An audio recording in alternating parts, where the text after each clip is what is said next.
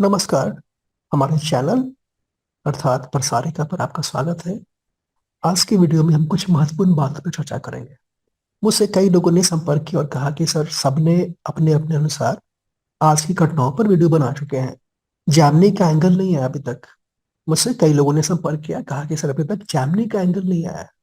इसलिए आपके रिक्वेस्ट पर मैं ये वीडियो बना रहा हूँ, ताकि मैं आपको आज की घटनाओं को जैमनी ज्योतिष के माध्यम से एक्सप्लेन कर सकूं, आपको समझा सकूं।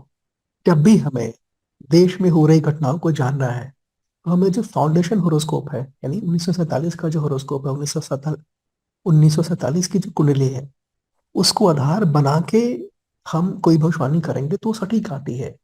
कई सारे केसेस में हमने देखा है कि 1947 की जो कुंडली है, वो बड़ी शक्ति कुंडली है। उससे आप जान सकते हैं कि देश में किस क्षण किस समय क्या होगा, या क्या हुआ होगा, या आगे क्या होगा। अभी इस कुंडली में, अर्थात भारत के फाउंडेशन होरोस्कोप में, जामनी ज्योतिष के चौदशा में कुंभ की महादशा में वृश्चिक की अंतदशा चल रही है। कुंभ की महादशा में वृश्चिक की अंतदशा चल रही है। इस वीडियो में मैं जामनी की चौदशा का प्रयोग करूंगा समझाने के लिए। भारत की कुंडली में कुंभ और वृश्चिक बहुत ही संवेदनशील परंतु शक्तिशाली राशियां हैं। इसलिए जब भी कुंभ की महादशा में वृश्चिक का अंतर आता है, या वृश्चिक की महादशा में कुंभ का अंतर आता है, तो किसी संघर्ष से, विप्लव से, बड़ी घटनाओं से देश को गुजरना पड़ता है। जब भी चंद्रदशा में कुंभ की महादशा या वृश्चिक की महादशा आती है, या कुंभ का अंतर या वृश्चिक का अंतर आता है, तो ऐसी घटनाएं घटती हैं जो कि पूरे देश का ध्यान अपनी ओर आकर्षित कर लेती है।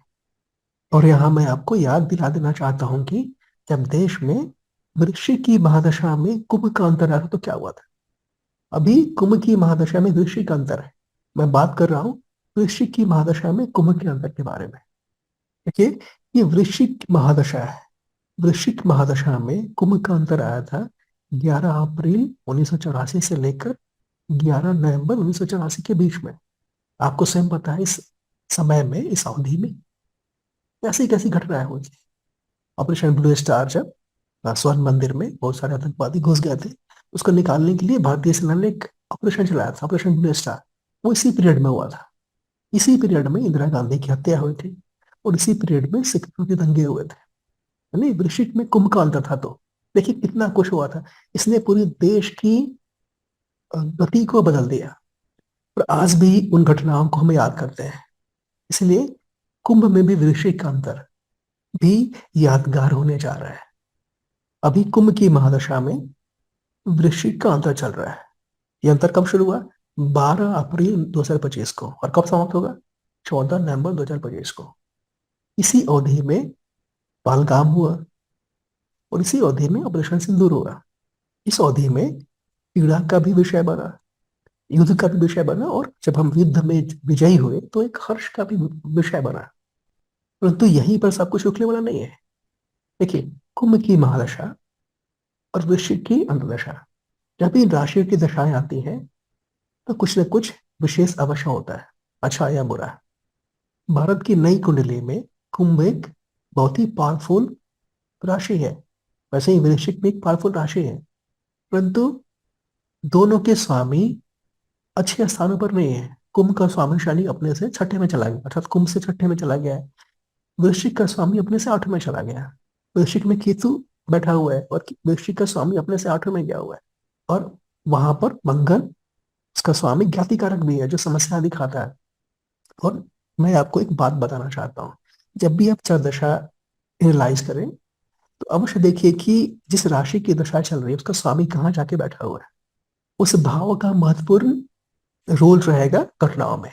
तो वृश्चिक का स्वामी अपने से आठवें में चला गया है, और वो मंगल है, कारक भी है, जो कि समस्या दिखाता है, चुनौती दिखाता है। तो क्या हो रहा है? अचानक से चुनौती आ रही है, अचानक से हमले हो रहे हैं, क्योंकि मंगल है।